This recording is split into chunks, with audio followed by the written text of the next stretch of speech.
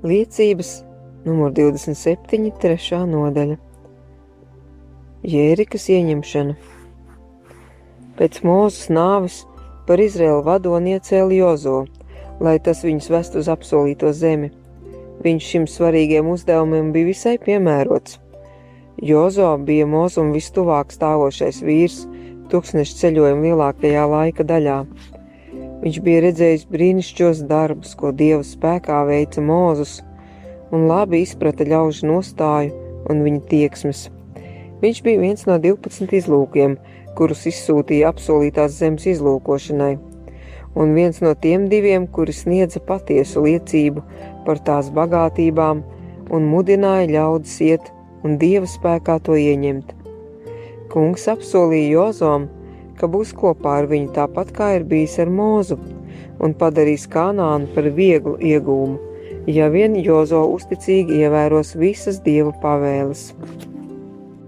Jaunais vadonis bija norūpējies, kā izpildīt šo uzdevumu un ievest ļaudis Kanānas zemē, bet dievišķais iedrošinājums visas bailes izkliedēja.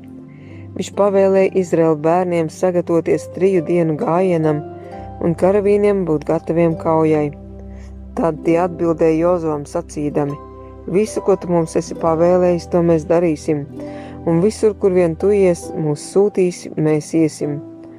Tāpat kā mēs esam visās lietās klausījuši Mūzum, tāpat arī mēs tev klausīsim, lai tikai tas kungs tavs Dievs ir ar tevi, kā viņš ir bijis ar Mūzu. Ikvienam vīram, kas turēsies pretī tavai pavēlei un kas neklausīs taviem vārdiem, lai to arī ko un cik bieži pavēlētu, būs mirt. Tikai esi stiprs un turi drošu prātu. Jozos 1, 16-18. Dievs gribēja, lai Izraēla pāriešana pār Jordānu būtu brīnumdarbs. Jozo pavēlēja ļaudīm svētīties, jo nākamajā dienā kungs viņu vidū darīšot brīnišķīgas lietas. Tad norādītajā laikā viņš pavēlēja priesteriem ņemt kunga derības šķirstu ar Dieva likumiem un nest to ļaužu priekšā. Un tas kungs sacīja Jozom: šodien es sākšu tevi paaugstināt visa Izraēla acīs, lai tie zina, ka es būšu ar tevi, kā esmu bijis ar Mūzu. Jozos 3:7. Priesteri klausīja savu vadoņu pavēlēm un nesdam derības šķirstu gāja ļaudīm pa priekšu. Ebreju pulks sakārtojās gājienam un sekoja dievišķās klātbūtnes simbolam.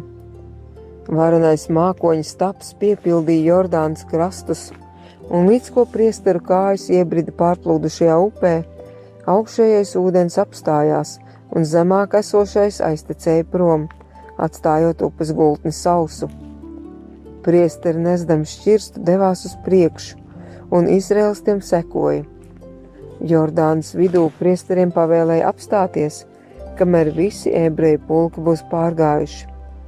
To darīja tādēļ, lai vēl spilgtāk cilvēku atmiņā iespiestos fakts, ka spēks, kas apturēja Jordānas ūdeņus, bija tas pats, kas pirms 40 gadiem viņu tēviem pavēra iespēju pāriet sarkano jūru.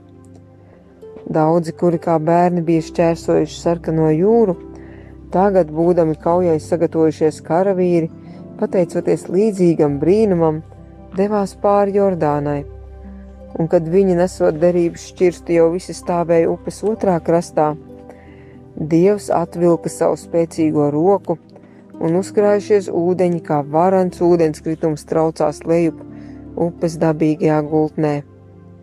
Jordāna atkal turpināja tecēt nepārtrauktā plūdumā, piepildot visus krastus. Lai šis brīnumdarbs nekad netiktu aizmirsts, pirms priesteri bija izgājuši no upes, kungs pavēlēja Jozom no katras cilts izraudzīt dažus vīrus, kuriem no tās vietas upes gultnē, kur bija stāvējuši priesteru kājas, jāpaņem līdzi vairāk akmeņu un jānes līdz Gilgalai, lai tur uzceltu pieminekli, kas atgādinātu, kā Dievs bija licis Izraēlam šķērsot Jordānu sausām kājām. Tam vajadzēja pastāvīgi atgādināt par tautas labā veikto brīnumdarbu. Pēc daudziem gadiem, kad viņu bērni tiem jautās par šo pieminekli, un tie atkal un atkal stāstīs par brīnišķo notikumu, tas neizdzēšami iespiedīsies arī vēlāko paudžu atmiņām. Kad amoriešu un kanāniešu ķēniņi dzirdēja, ka kungs Izraēla priekšā bija apstādinājis Jordānas ūdeņus, viņu sirdis bailēs pamira. Izrēlieši jau bija nogalinājuši 2 moābiešu ķēniņus, un tagad šī brīnišķīgā straujās un pārplūdušās Jordānas pāriešana ļaudis pildīja ar lielām bailēm. Pēc tam Jozo apgraizīja visus savus tautiešus, kuri bija dzimuši tuksnesī, un pēc šīs ceremonijas viņi Jērikas klajumos svinēja pasās svētkus. Un tas kungs sacīja Jozom: šodien es esmu no jums novēlis visu Ēģiptes apkaunojumu. Jozo 5:9. Pagānu tautas zaimoja kungu, viņa ļaudis, tāpēc, ka tie nebija ieņēmuši Kanānas zemi, kā to bija cerējuši drīz pēc Ēģiptes atstāšanas. Ienaidnieki līksmojās uzvaras priekā, ka Izrēlam tik ilgi nācās ceļot pa tuksnesi un lepni paaugstinājās pret Dievu, paziņodami, ka tas nav spējis tos ievest Kanānā. Tagad kungs savu spēku un palīdzību bija vareni atklājis, vedot savus ļaudis sausām kājām pāri Jordānai, un ienaidnieki vairs nevarēja tos apkaunot. Manna, ko tauta bija lietojusi līdz šim brīdim, tagad izbeidzās, jo Izrēlam gatavojoties ieņemt Kanānu un jau ēdot jaukās zemes augļus, pēc tās mannas vairs nebija nekādas vajadzības. Kad Jozo nedaudz pagāja nost no Izraēla karapulka, lai visu mazliet pārdomātu un izlūgtos īpašu Dieva tūmu, viņš ieraudzīja kādu staltu vīru karavīru tērpā stāvam ar izstieptu zobenu rokā.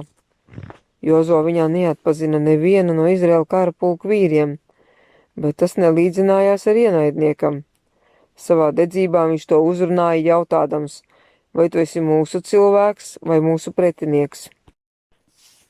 Nē, tas sacīja, bet es esmu tagad nācis kā tā kunga karaspēka virspavēlnieks.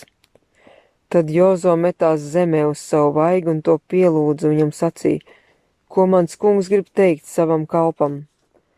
Tad tā kunga karaspēka virspavēlnieks sacīja Jozom: novelc savas kurpes no savām kājām, jo vieta, kur tu stāvi, ir svēta. Un Jozo tā arī darīja. Jozos 5, 13-15.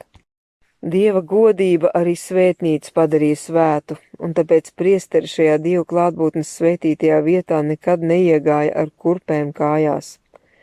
Tās varēja būt pielipušas putekļu daļiņas, kas svēto vietu sagānītu, tāpēc pastāvēja prasība priesteriem pirms ieiešanas svētnīcā āpaus atstāt pagalmā. Tur blakus sajiešanas telts durvīm stāvēja vara mazgājamais trauks, kur priesteri parasti mazgāja rokas un kājas, lai atbrīvotos no visiem netīrumiem.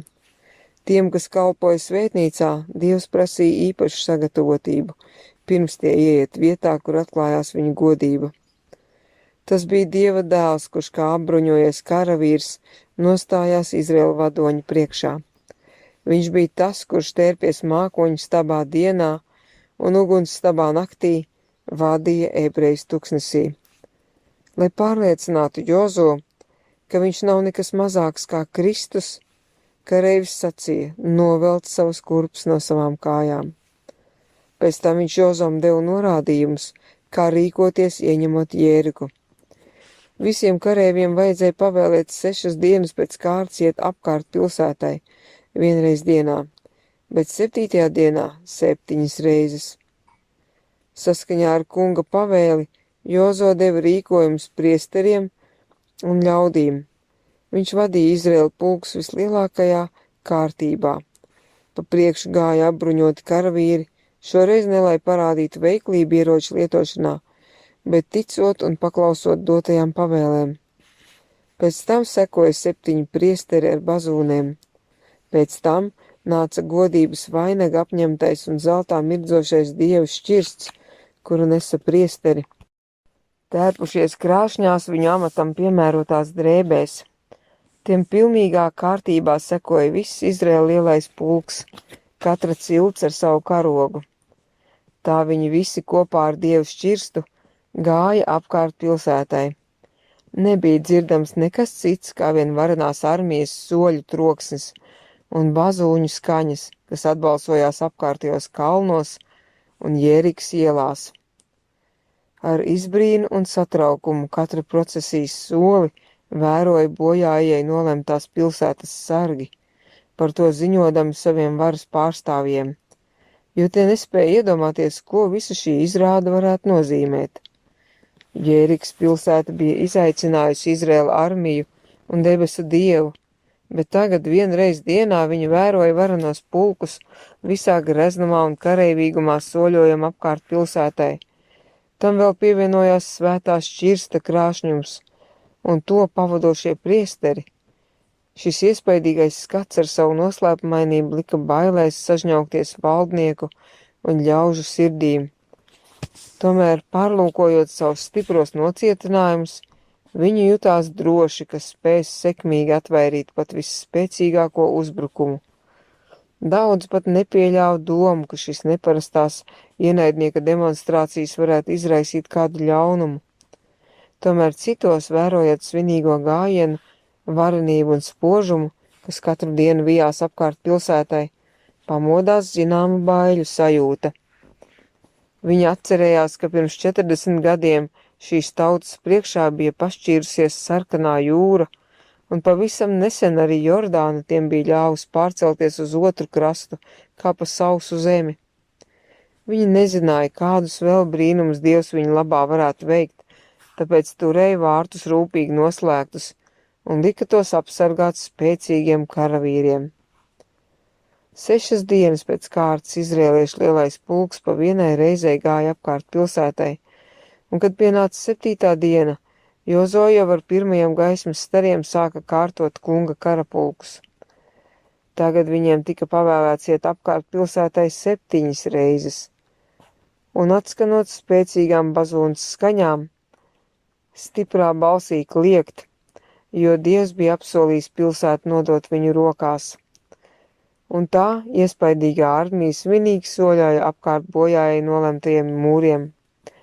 Zeltā starojušais dieva šķirsts ar savu spožumu kliedējot rīta krēslu, priesteri spīguļojušās krūšu plāksnes ar urīmu un tumīmu, un karavīri ar saviem spodriem ieročiem radīja krāšņu un varenu kopējo iespaidu. Izrēlieši paši klusēja, it kā būtu miruši, dzirdam bija tikai vienmērīga daudzo soļu dunoņa, un šad un tad agrā rīta mieru iztraucēja kādas bazūnas skaņas. Pilsētas masīvās milzu akmeņu sienas izaicinoši rēgojās pretī tās aplencošajiem cilvēkiem. Tad pēkšņi lielā armija apstājās. Bazūnas atskanēja ar tādu spēku, ka gandrīz vai satricināja pašu zemi. Gaisu saplosīja visi Izraēla balsu varenais kliedziens. Milzīgās akmens sienas ar masīvajiem torņiem un šaujamlūkām sāka grīļoties un sakustējās pašos pamatos, un ar 1000 pērkoniem līdzīgu troksni sagāzās bezveidīgā drupu kaudzē. Pārsteigti un šausmu pārņemti pilsētas iedzīvotāji un armija neizrādīja nekādu pretestību. Izraels vienkārši iegāja un ieņēma vareno Jērikas pilsētu. Ak, cik viegli debesu karapulki sagāza sienas, kuras tik neieņemamas šķita nepareizās ziņas sniedzošajiem izlūkiem. Vienīgais lietotais ierocis bija Dieva vārds. Izraēla pulku virspavēlnieks bija sacījis: redzi, es esmu nodevis Jēriku tavā rokā. Jozos 6:2. Jau kaut viens vienīgs karavīrs pret šiem mūriem būtu izmantojis savu spēku, samazinātos Dieva gods un tiktu izjaukts viņa nodoms. Šis darbs bija jāveic visvarenajam. Un arī tad, ja cietošņu mūru pamati būtu ielikti zemes centrā un to virsotnes sniegtos līdz debesīm, iznākums būtu bijis tāds pats, jo uzbrukumā savus eņģeļu leģionus vadīja kunga karapulku virspavēlnieks. Dievam jau sen bija nodoms Jērikas pilsētu nodot izredzētajai tautai un zemes iedzīvotāju priekšā paaugstināt savu vārdu. Jau pirms 40 gadiem, kad viņš Izraēlu izved no Ēģiptes verdzības, Dievs bija nolēmis dot tiem Kanānas zemi. Tomēr tautas ļaunā neusticība un kurnēšana izraisīja Dieva dusmas, un kungs tiem lika tuksnesī līdz apnikumam staigāt vēl daudzus gadus, līdz vairs nepalika neviens no tiem, kas viņu bija apvainojuši ar savu neticību. Ar Jērikas krišanu Dievs ebrejiem parādīja, ka arī viņu tēvi būtu varējuši pilsētu ieņemt jau pirms 40 gadiem, ja vien līdzīgi saviem bērniem būtu viņam uzticējušies. Senā Izraēla vēsture ir uzrakstīta par mācību mums. Pāvils apliecina, bez uz lielāko daļu no viņiem Dievam nebija labs prāts, tie ir izkliedēti tuksnesī. Tas ir noticis mums par brīdināšanas zīmi, lai mēs neiekārojam ļaunu, kā tie darījuši. Un viss tas viņiem noticis zīmīgā kārtā, un ir rakstīts mums par brīdinājumu, kas esam nonākuši pie laika beigām. Tādēļ, kas šķietas stāvam, lai pielūko, ka nekrīt. 1. Korintiešiem 10:5, 6, 11 un 12. Daudziem, kas līdzīgi senajam Izrēlam šodien runā, ka tur Dieva likumus, ir neticīgas sirdis, lai gan ārēji tās šķiet saskaņā ar Dievu. Kaut arī apveltīti ar lielu gaismu un dārgām priekštiesībām, tādi tomēr pazaudēs debesu Kānānu, līdzīgi kā nepaklausīgajam. Kā tautai mums trūks ticības. Šajās dienās tikai nedaudzi Dieva izredzēto kalpu dotajām pavēlēm gatavi paklausīt tāpat, kā to darīja Izraēla armija, ieņemot Jēriku. Kunga karaspēka vadonis neparādījās visai draudzei. Viņš sarunājās tikai ar Jozu, kurš viņa teikto tālāk atstāstīja pārējiem.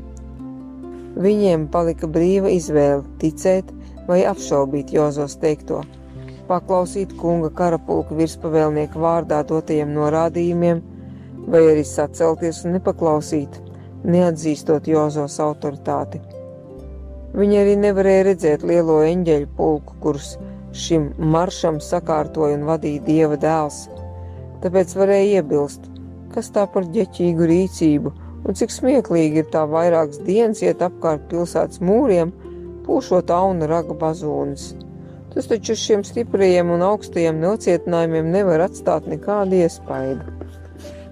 Tomēr tieši šīs organizatoriskais plāns, kas tik ilgi turpinājās pirms mūru sagrūšanas, deva izdevību ticības nostiprināšanai Izrēlā. Tiem vajadzēja pilnībā pārliecināties, ka viņu stiprums nav cilvēku gudrībā, ne arī viņu pašu spēkā, bet tikai pestīšanā Dievā. Tieši tā tiem nācās radināties nedomāt par sevi, nereiķināties ar saviem spēkiem, bet pilnībā uzticēties dievišķajam vadonim. Vai tie, kas šodien sevi sauc par Dieva ļaudīm, līdzīgos apstākļos rīkotos tāpat? Bez šaubām daudz gribētu reiķināties paši ar saviem plāniem un vēlamā mērķa sasniegšanai ieteiktu citus līdzekļus. Viņi negribētu pakļauties tik vienkāršai kārtībai, kas tiem nesagādā nekādu godu, izņemot vienīgi paklausības nopelnu. Tāpat viņi apšaubītu, ka tādā veidā var ieņemt tik varenu cietoksni. Tomēr pienākums paklausīt stāv pāri visu, pat pār cilvēka saprātu. Tieši ticība ir tas dzīvais spēks, kas uzvar katru šķērsli, pārvar visus kavēkļus un iesprauž savu karogu ienaidnieka nometnes vidū. To cilvēku labā, kas viņam uzticas, Dievs grib darīt brīnišķas lietas. Tiem, kas sevi apliecina par viņu ļaudīm, nav vairāk spēka tāpēc, ka viņi par daudz paļaujas uz savu gudrību un nedod kungam izdevību viņu labā parādīt savu spēku. Dievs saviem uzticīgajiem bērniem, kas uz viņu paļaujas un bez ierunām paklausa, ir gatavs palīdzēt jebkuros apstākļos. Dieva vārdā ir daudz noslēpumainu un nesaprotamu. Viņa aizgādība ir visai grūti izskaidrojama. Atpestīšanas plānā ir daudz kā tāda, kur cilvēki nespēja izprast. Tomēr cilvēka aprobežotais prāts, ļoti ilgodamies apmierināt savu ziņkārību un atrisināt mūžīgās problēmas, neiet pa vienkāršāko un skaidrāko ceļu, kas norādīts Dieva atklātajā gribā, bet pats pūlas atrisināt noslēpumus, kas aizklāti kopš pasaules radīšanas. Radot savas teorijas, cilvēks pazaudē skaidro un vienkāršo paļāvību, kļūst par daudz gudrs un pārāk iedomīgs, lai ticētu kunga paziņojumiem, un tā pats sevi ierobežo augstprātībā. Daudzi, kas atklāti nostājas par ticību, atrodas šādā stāvoklī. Viņi ir vāji un nevarīgi tāpēc, ka paļaujas paši uz savu spēku. Dievs vareni darbojas viņam uzticīgo ļaužu labā, kuri bez jautāšanas un šaubām paklaus viņa vārdam.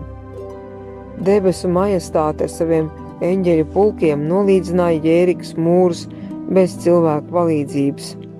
Apbruņotajiem Izraēla karavīriem nebija iemesla lielīties ar saviem varoņdarbiem un uzvarām.